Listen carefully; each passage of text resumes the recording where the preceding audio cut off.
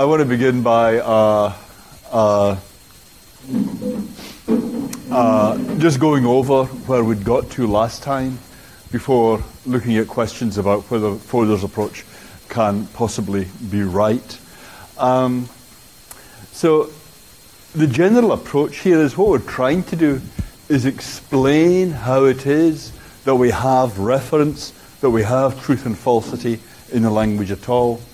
And we're trying to do that by talking about the causal connections that things stand in to the signs of the language. That's the general project. So it's explaining reference in terms of causation. And then the disjunction problem is if you have x's and y's both causing the sign x to be produced, but x's are what the sign refers to and y's are mere lookalikes, then with what right can we say that the causal connection between x's and the sign x is the one that fixes reference, and the causal connection between y's and the sign x is just something that's producing illusions? Why is one rather than the other the causal connection that's fixing reference? That's the disjunction problem. So we have these two causal pathways. Horses cause, let's just stick with Fodor's toy example. As came up last time in the discussion, this is really a simplification. Lots of language is much more complexly interwoven, and you don't always get nice discrete packages like this. But let's just work with this for the moment. Suppose we have this nice discrete package. Horses cause production of the word horse. Cows cause production of the word horse. But only one of these is the reference fixing relation. Why is that? Why does one rather than the other? What makes that relation hold? Well, the answer is this causal connection, the causal connection here, if this causal connection between horses and cows went away, if that had not existed, would there be that causal connection between cows and the use of the word horse? No, that's the right answer. Look, there you go. Right. Okay, so if this relation went away, this one would go away. Okay? But now, suppose, class, that the causal connection between cows and the word horse went away. Would the causal connection between horses and the word horse go away? No, look. It just stays there. Right? So that's a difference between the two causal connections. So the one on the left does not depend on the one on the right. If the one on the right went away, the one on the left would still be there. But but the one on the right does depend on the one on the left. If the one on the left went away, the one on the right would go away too. Yes? That's asymmetric dependence. So the causal connection between cows and the word horse is asymmetrically dependent on the causal connection between horses and the word horse. So is that terminology, at this point, you're very comfortable with that? Dependent, the one on the right is dependent on this one, in the sense that if that one went away, that one would go away too. But it's asymmetric in that it doesn't go around the other way. Yep, okay. So the analysis is, if you've got that asymmetric dependence, the dependent causation is causation of mistakes. The independent causation is what's fixing the reference. And just let's do that exercise. If D stood for being a horse or a cow, then you'd have a situation in which horses cause D and cows cause D. But these two causal connections would be dependent on one another.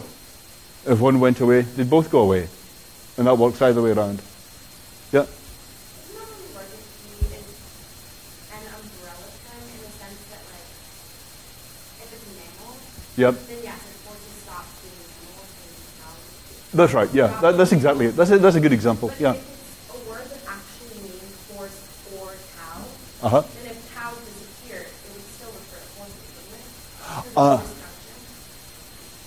That's right. Well, there are two things here. One is the contrast between a genuine umbrella term, like mammal, that isn't defined as either a horse or a cow or something, and one that really is just defined as either or. Right? That's a good distinction. But I think D here could be a term of either sort. Yeah. If cows just went away, then how should I say, there wouldn't be any cows around to cause the use of the term. That's right. But it would still be true that the causal connection between cows, were there any, and the use of the term would be in place. You wouldn't have disconnected the connection. You just have taken away the stuff in one end of it, if I can put it like that. Yeah. Okay, so if you've got that symmetric dependence, then both of the causal connections matter for the meaning of the term. Yeah, that's the idea. So if it's symmetric dependence, then both of the causal connections matter for the meaning of the term. But if you've got ambiguity, so suppose there's a set, Fodor pointed to a horse, a cow, and said horse, and said, of course, I was using the word horse there in the sense of cow. Then you could say, well, the word horse in that understanding of it is systematically ambiguous, right? There's two just quite different meanings. In one sense it means horse, in another sense it means cow. Then you've got two causal connections, from horses to the use of the word horse, and from cows to the use of the word horse. But they don't matter for each other. If you took one away, the other one would still be there. And that works both ways round. So if you've got an independence that's symmetric, then you just get an ambiguous term. Right? So if you've got dependence, then that tells you that there's only one sense of the word here. It's not ambiguous. And if it's asymmetric, that tells you that one of these connections is the one that's fixing reference and the other one isn't. Yeah, if that's all plain as day, then you've really got it. Got the theory. Okay. So asymmetrically dependent causation is causation of mistakes. So just one last thing here. We'd explain. I just did that by making the arrows go away, but just to be fully explicit, what we're saying is how this is counterfactual. This is about what's going on in other possible worlds. If horses didn't cause horse to be produced, then cows would not cause horse to be produced. Even if cows didn't cause horse to be produced, horses would still cause horse to be produced. It's these points about what's going on in other possible worlds that are telling you which causal connection fixes reference and which one doesn't. Okay.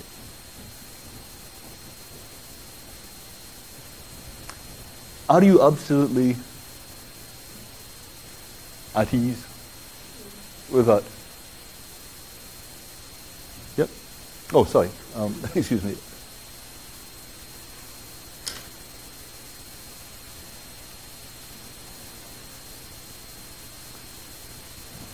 Okay, the thing is, here we have a really serious attempt to give an explanation of how it comes about that there are standards of right and wrong for language. It's saying there are standards of right and wrong for sentences in virtue of, and then what's coming after that is something from the natural sciences, something that doesn't presuppose talk about meaning at all. Yeah? And when we're talking about these causal connections and this asymmetric dependence, the attempt is to get something that's very austere, from which talk about meaning has been eliminated. So you can understand this base independently of knowing anything about meaning. A Martian that didn't know anything about human languages should be able to come to Earth and spot that asymmetric dependence in the causal connections and say, aha, so they use the term horse to refer to horses, but sometimes they get taken in by cows. If you didn't know anything about meaning, you should be able to derive the facts about meaning from these more basic points about asymmetric dependences. the trouble is, and it took me a little while to see this, but many of the questions last time are actually homing in, I think. I mean, that's my picture of it. But many of the questions last time are actually homing in the comment I want to make now. Here's how Fodor explains the asymmetric dependence. And it's actually very like the way I was explaining it last time. Misidentifying a cow as a horse wouldn't have led me to say horse, except that there was independently a semantic relation between horse tokens and horses. So that the key point is that meaning relation, that reference relation, the semantic relation is there. But for the fact that the word horse expresses the property of being a horse, but for the fact that there's that semantic fact about horse, it would not have been that word that taking a cow to be a horse would have caused me to utter. So it's very clear when he's explaining this that this actually appeals to facts about semantics. When you're explaining what the asymmetric dependence is, you actually are talking about something that has to do with semantic relations. His point is the semantic relation between horse and horses holds independently of the cow's horse relation. Well, that's okay, but I mean, that's true, but that's the fact we were trying to explain. We're trying to characterize what that means, that there's a semantic relation. We're trying to explain in naturalistic terms how there can be such a thing. The thing is, it seems like, I think that's a real giveaway, this paragraph. Because it seems like what's going on is, and as I say, if you recall some of the discussion last time, that people were really pressing on this point.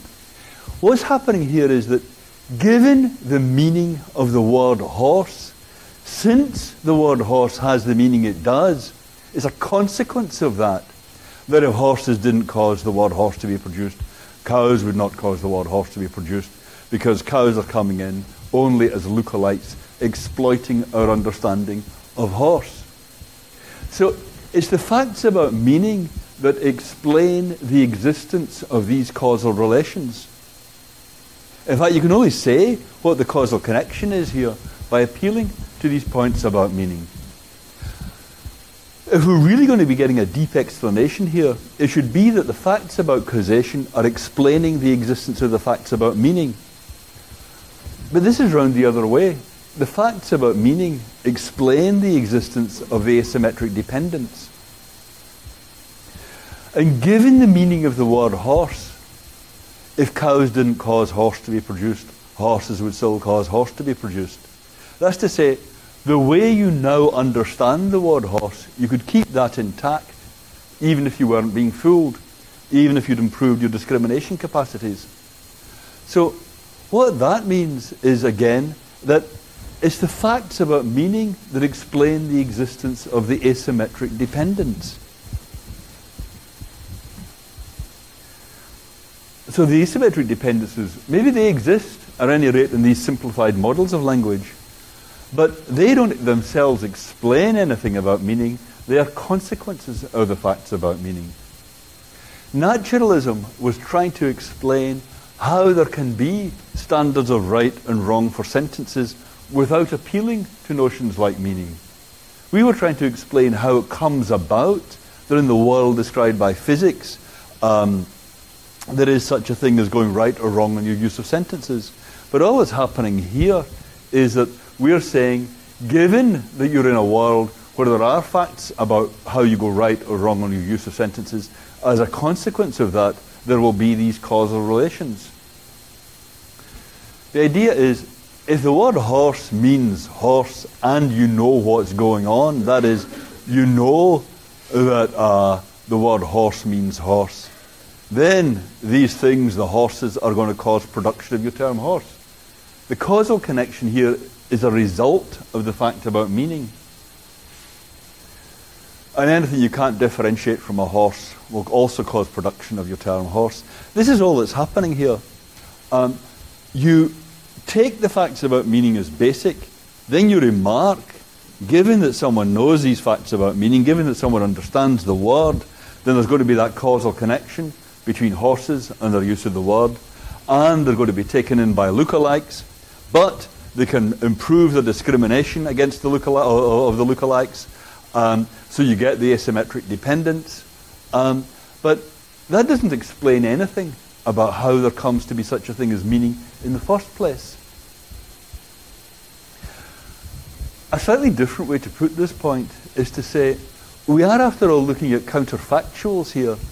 If cows didn't cause horse, if horses didn't cause horse, it's obviously not naturalistically acceptable to say, and we held constant the meaning of the word horse. But with these questions about zebras and so on last time, what people were saying is, well, which other world are we talking about when we say, if cows didn't cause horse, or if horses didn't cause horse? Are we talking about, for example, a world in which zebras didn't cause the meaning of the word horse, didn't cause the use of the word horse? And I said, well, what we've got here is, in the nearest worlds in which horses don't cause the use of the word horse, cows don't cause the use of the word horse. But really, saying nearest is not much of a steer as to which world we're going to be looking at. What we really want to be able to say is, these worlds we want, those worlds in which horses don't cause horse, in those worlds cows don't cause horse, what we want is, these are worlds in which the word horse has lost its meaning.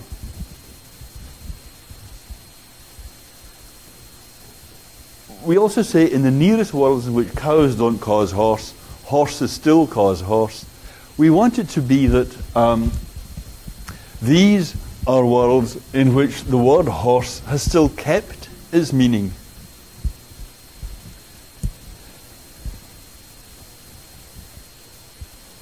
It's very hard to know how we could possibly specify exactly which nearby worlds we're talking about unless we're using the notion of meaning.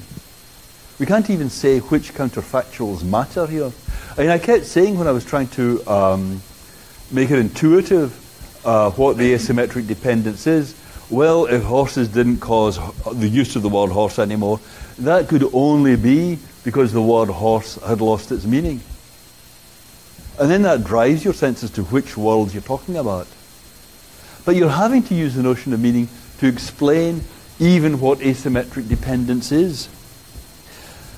And if you couldn't use the notion of meaning here, it's not even obvious why you diagram the situation this way.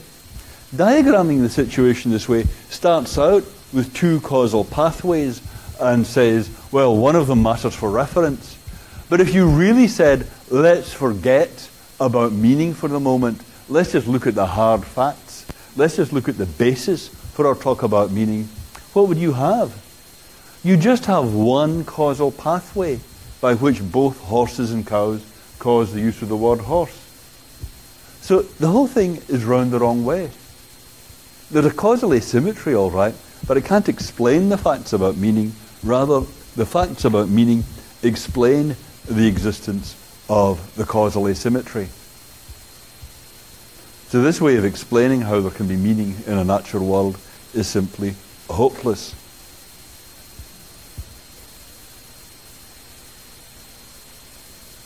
Yep.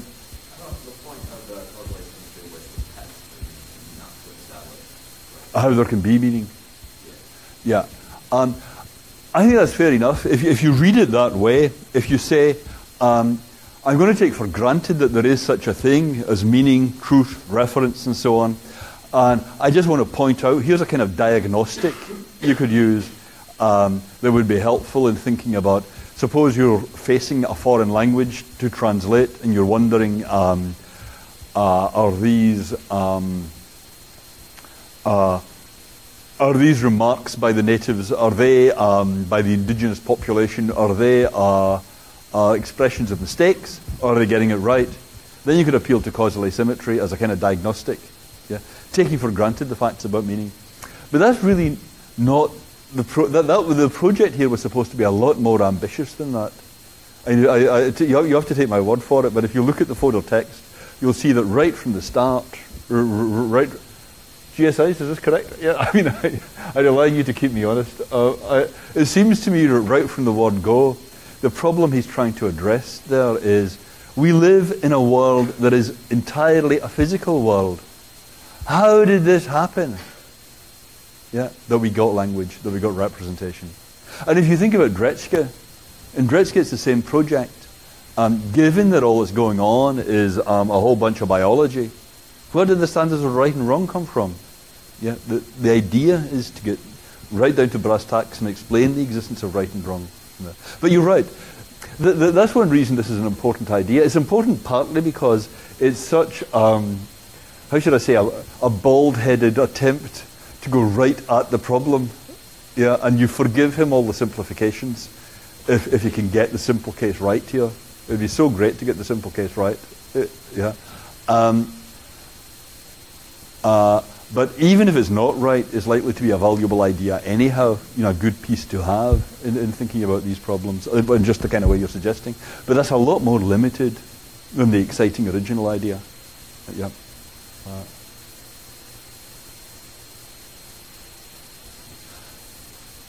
Okay. It seems to me, though, in fact, that this problem actually generalizes. It's partly because Fodor's account is so gung-ho. He really is going for it. He really is trying to do the thing here of explaining meaning in terms that don't presuppose meaning. And when you see how difficult it is, it actually starts to look like the problem here is quite general. I mean, suppose Fodor solved the problem. Suppose you could say, in entirely naturalistic terms, what this asymmetric dependence is. Suppose you could do it without talking about meaning. Suppose you would just give him that the objection I just raised is no good, right? So then you could say how cows cause horse depends on how horses cause horse. So you'd have then a kind of imitation, you'd have a kind of lookalike for, I mean, as the last commenter said, you've got this, in fact, when you have meaning, as a consequence of that, you have this asymmetric dependence. So when you know you're dealing with facts about meaning, you can look for this asymmetric dependence to clue you in as to just how the facts about meaning lie. Which utterances express mistakes and which are correct. So you'd have a kind of facsimile of that. If you stated causal asymmetry in terms that don't require meaning, you'd have described something that looks quite like the situation you do find in languages that do have meaning. I suppose, for example, it turned out that there's a high temperature pathway. Suppose the visual system has got a low temperature pathway and a high temperature pathway. Right? There are no vision scientists here. Take my word for it. One of them is very, very hot and one of them is very, very cold. You don't really notice it because of the fantastic insulation in the brain. So suppose what goes on is that there's a high temperature pathway by which horses cause the use of the word horse, and the low temperature pathway, cows cause the use of the word horse. I mean, I have to say that you have to be suspending disbelief a bit here, because partly the point of the example is that ringers, for anything, are actually using the same causal pathway. I mean, the whole thing about being able to be taken in by a ringer is that once you set up a vision so it can detect horses, you have thereby set it up so it can be taken in by a ringer. Do you see what I mean? Because vision's not infallible. So this can't be quite right. You're not going to get two distinct pathways in that easy way. But let's suppose that did happen. Suppose that the illusions all came in by the low temperature pathway and the real thing all came in by the high temperature pathway. And suppose it turned out that for reasons that are very technical and that I don't really have the jargon to explain it to you properly, but suppose it turns out that when you look at the high temperature pathway in the brain and the low temperature pathway in the brain, it turns out that they're asymmetrically dependent. I mean, let's suppose that the high temperature pathway is really what keeps everything running. And the low temperature pathway derives all its energy. It taps off the energy it needs to keep going from the high temperature pathway, right? Okay, so here we got the, just to, not to overwhelm you with technical detail, but here we got the high temperature pathway, here we got the low temperature pathway. The low temperature pathway is getting its energy from the high temperature pathway. So, if the high temperature pathway got knocked out, would the low temperature pathway keep running? No. But if the high temperature, if the low temperature pathway got knocked out, would the high temperature pathway keep running? Yes. So do we have a dependence here of one pathway on the other? Yes. Is it an asymmetric dependence? Yes. Okay, look at that. So now we got that's purely naturalistic, right? I didn't talk about meaning at all there. I just talked about temperatures and one drawing energy off from the other. So then you've got a kind of facsimile, a kind of imitation of that asymmetric dependence, this kind of diagnostic of meaning and illusion in ordinary talk about thought and meaning. So you've got these two pathways, and the cow-horse pathway, the low temperature pathway, is asymmetrically dependent on the horse-horse pathway. But what's happening here is that these simple engineering facts, I mean, well, actually I shouldn't, they're very complex engineering facts, but they are, if you don't mind me putting it like this, they are just engineering facts. They are mere engineering facts. How could that be the same thing as the existence of standards of right or wrong for your use of language?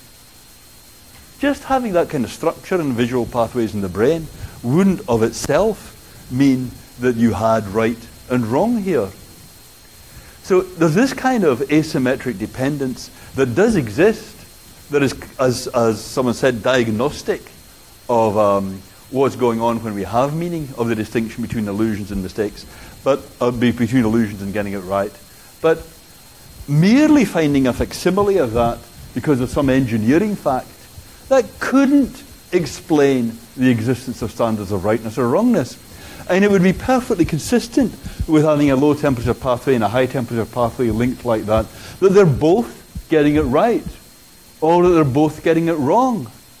Asymmetric dependence of itself can't explain the existence of standards of right or wrong. So, if the facsimile is described in entirely naturalistic terms, then it can't explain the existence of standards of rightness or wrongness. It only looks like you're getting standards of rightness or wrongness here because the intuitive understanding of what's going on with this causal asymmetry presupposes talk about meaning. But when you really do the thing of abstracting from that and saying, let's suppose we've got just some basic engineering fact here, then the thing seems obviously completely hopeless. You couldn't explain right and wrong in those terms. But then once you get that point, it seems like that kind of point is going to apply to any attempt to explain the existence of standards of rightness and wrongness in purely physical terms. I mean, how could you possibly? I mean, if this engineering thing doesn't work, right? If you say, well, I mean, can you put up your hand? I hope this is. It seems perfectly obvious to me, but what seems perfectly obvious to me is not always perfectly obvious. If you see what I mean? In fact, sometimes it's wrong. But can you just put your hand up if you agree with me that this high temperature, low temperature thing, that doesn't explain the existence of standards of right or wrong? Yeah? Is that? Yeah. Well, then what more could do it? I mean, suppose you said, it's not temperature that's the important thing. It's electrical spiking activity. It's synchronization of neuron firing. What do you want? I mean, what could possibly hit the spot there? But if nothing there could possibly hit the spot, this kind of engineering thing isn't explaining the existence of standards of rightness or wrongness. We're not able, in these terms, to explain what we're trying to explain. Now one of the things that is so good about Fodor's discussion is that it lets you see just how stark the problem is. And he gets close enough to giving you an intuitive explanation of the phenomenon of right and wrong that you can see suddenly how very hard it's going to be to explain why there is such a phenomenon as reference. How it can be that there's such a phenomenon as reference, or such a phenomenon as truth or falsity in a physical world. And in fact, once you grasp this point about the high temperature and the low temperature pathways, it seems like the thing is actually completely impossible. And the problem is quite general. Naturalism just can't happen. You can't give a naturalistic explanation of the existence of reference or standards of rightness and wrong. You can't explain how there's meaning in a natural world.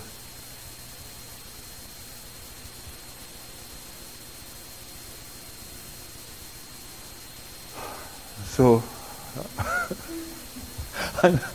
I'm sorry to have taken you this far.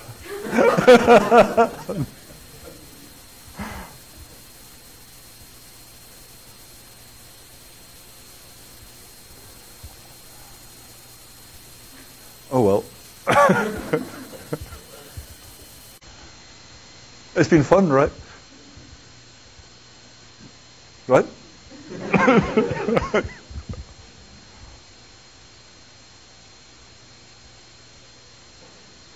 Okay. I'm actually ending a little bit significantly earlier than I intended to, but perhaps this is a melancholy enough note that well, I guess what we hope now is that Wittgenstein will show the right way to think about standards of right and wrong. What's happening in Wittgenstein is that he is trying to characterize what it means to be going right or wrong in your use of a sign. He seems to want to explain what's going on here in a way that is not naturalistic, is not in terms of causal dependencies between pathways in the brain. So it's a quite different take on the same problem, and that's what we'll do on the next couple of weeks.